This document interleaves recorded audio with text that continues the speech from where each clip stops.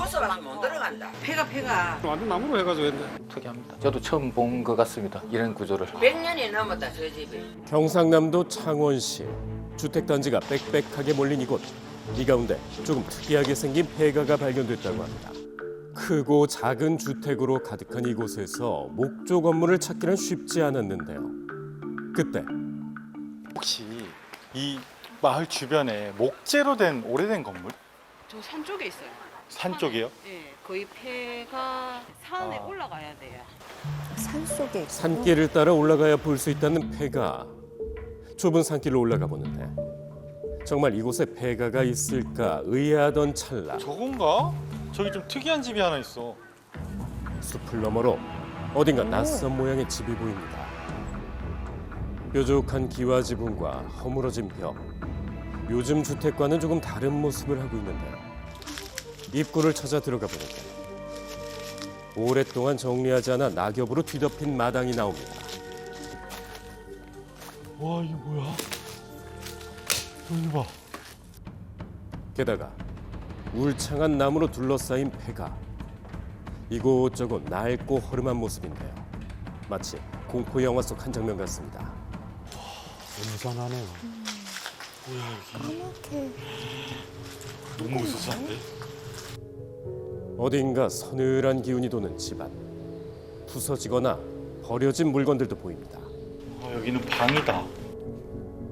희미하게 햇빛이 들어오고 있는 넓은 방. 그곳에서 의문의 장롱을 발견했는데 와, 이 신문 되게 오래됐다.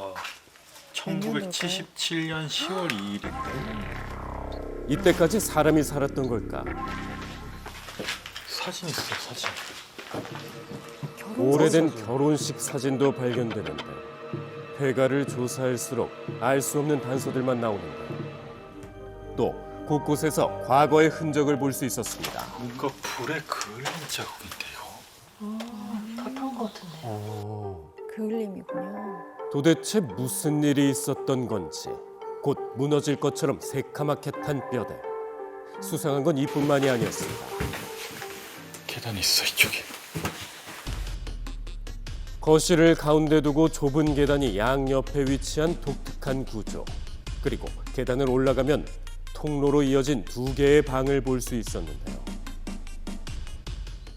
일반 주택과 확연히 다른 모습. 도대체 어떤 건물인지 전문가와 살펴봤습니다. 건축 연도는 제가 추정은 불가능합니다만은 우리 전통적으로 온 건축물은 아니다. 그렇죠. 1945년 그 이전이 됐든 후가 됐더라도 1950년 이후에 지었기라고 보기에는 좀 쉽지 않은 건물. 어차피 마루널밖에 없는 상황인데 주거를 위해서 일단은 온돌이라도 있어야 살기 편할 텐데 그러면 80년에서 100년 사이 정도? 건물의 추정 연식은 약 100년. 그러나 독특한 구조에 대한 의문은 풀리지 않습니다. 이거를 왜 이렇게 두 개로 구분했을까? 저쪽도 계단이 이렇게 와서 방이 돼 있고 사이 문이 있고 이쪽도 계단이 있어 별도의 공간이거든요. 두 개의 공간이 지금 분리돼 있는 상태거든요. 왜 이렇게 했을까를 모르겠네요. 무슨 용도가 있을 텐데요. 다른 거 외부인이 많이 방문해 계단을 두 개로 만들고 개인 공간과 응접실을 분리한 건 아닐까. 점점 미궁 속으로 빠지는 건물의 정체. 그때 뭔가를 발견한 전문가. 이분이 교인이셨나요? 십자가도 있고 그러신데. 십자가가? 방 한켠에 놓인 정체불명의 십자가. 누군가 선반 위에 일부러 세워둔 것처럼 보이는데요. 알고 보니 종교와 관련된 건물이기 때문일까. 인근 성당을 찾아가 십자가에 대해 물어봤습니다. 성당이나 예배당 같은 게 여기 말고는 또 없나요, 혹시? 있죠. 근데 이렇게 된 걸 안 봤어요. 예배당에도 저럴 것도 아니고 성당도 저렇게 없어요. 많은 교인을 수용하는 넓은 예배당과는 거리가 멀다는 폐가. 그렇다면 도대체 폐가의 정체는 무엇일까?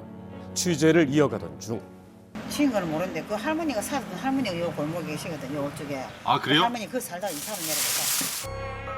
폐가에 살았던 거주자와 이야기를 나눌 수 있었는데요.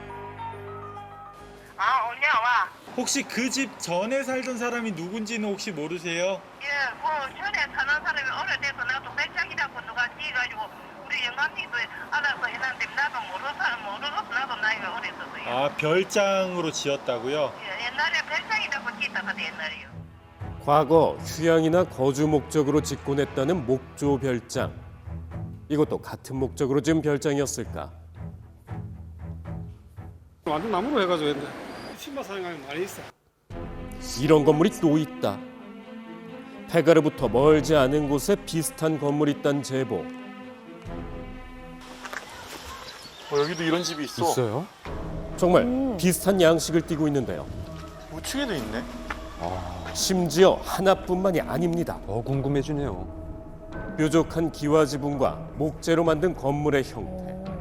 폐가와 흡사한 모습인데 해당 건물들로 폐가의 정체를 알아낼 수 있을까? 여기 집 오래된 집 같은데 네. 누가 살았던 집인지 혹시 아세요? 아 옛날에 일본 관사예요. 일본 관사. 옛날에 일기 찍을 때 네. 일본 관사. 사택. 사택? 또 어떻게 아세요? 제가 살거든요. 아, 그러셨어요? 이곳은 과거 일본 전기회사의 임원들이 살았던 집이라고 하는데 그렇다면 일본식 주택이 왜 마산 하포구에 있는 걸까요? 마산이 대한제국 시대에 이제 1899년인데요. 개항을 하거든요. 그러니까 외국인 하면 주로 이제 일본인이죠. 일제강점기를 통틀어서 대략 한 5천여 명 정도 살았던 것 같아요. 규모가 꽤 됐네요. 마산항이 개항되면서 항구 도시로 거듭나기 시작한 이곳. 이때 항구를 통해 일본인들이 들어오며 마산에 자리 잡기 시작했는데요. 그렇다면 폐가의 주인도 이때 들어온 일본인은 아닐까요? 아마 이 정도 집을 지금 지으려고 해도 토지 비용을 빼고라도 꽤 그 비용이 들 텐데요. 그 당시에도 많은 아마 돈이 들었겠죠. 고급 주택에 해당한다는 폐가 당시 대부호가 살았던 집은 아닐까? 계속 추적하던 그때 그 집이 옛날에 시서면 사람이 와가지고 그 집을 지었대요. 시인이요? 뜻밖의 단서를 얻었습니다. 전날 폐가에서 발견됐던 이것. 중화 니칼레라 개구리 잡아 탕치고 뱀 잡아 배치고. 누군가가 작성한 시였는데요. 게다가 서랍에선 시집이 발견되기도 했습니다. 선집. 당시의 문학인이 이 집의 진짜 주인인 걸까요? 폐가에 대해 오랫동안 조사했던 전문가를 만나봤습니다. 유명한 소설가죠. 여류 소설가 지하련의 그 오라비들 진정집과 같죠. 오라비들이 살던 집입니다. 소설가 지하련도 1940년부터 약 3년간 요양을 하면서 여기서 단편 소설을 쓴 곳입니다. 마산의 근대 문학을 대표하는 소설가 지하련, 시인 임화의 아내로도 알려져 있는데 이 건물은 1936년경에 건축된 걸로 추정하고 있는데 이 38년도에 그 지하련 임화 부부가 상경을 했는데 거기서 서울에서 2년 살다가 원래 임화에게 있던 결핵이 이 부인 지하련에게 옮아가지고 다시 고향인 이 마산으로 내려와서 이 집에서 3년 동안 머물렀습니다. 지하련의 소설 속 산호리가 바로 현재 산호동, 폐가가 위치하고 있는 동네인데 지하련을 상징하는 인물인 삼희는 이 방에서 바다가 보인다고 서술하는데 실제로 이 주택은 마산 바다가 보이는 위치였다고 합니다. 소설에 묘사할 만큼 집을 사랑했던 그녀. 역사적인 집이 어쩌다 폐가가 된 걸까요? 이게 이 재개발 지구에 포함되어 있어요. 그래서 재개발 조합처하고도 의논을 해가지고 재개발을 하더라도 이 집을 남겨서 보존하겠다 이렇게 서로 합의가 되어 있습니다. 그리고 내부에 좀 불탄 흔적이 있습니다. 오래 두면 이게 무너져 내릴 것 같아요. 이걸 원상복구를 하면 좋다. 이런 것들이 창원시의 자산 아니겠습니까? 24년 작년 1월 달에 사업 시행 계획 인가를 받은 바 있고요. 착공 신고는 아직 이루어지지 않았습니다. 공식적인 문화유산 육성과 문화재 관련 부서의 입장은 원형 보존으로 기본적으로 돼 있기 때문에 고려하시면 될 것 같습니다. 일단은. 오래된 역사를 가지고 있는 만큼 낡고 허물어진 주택. 소설가의 작품이 우리 곁에 남듯이 그녀의 주택도 오랫동안 남길 바랍니다.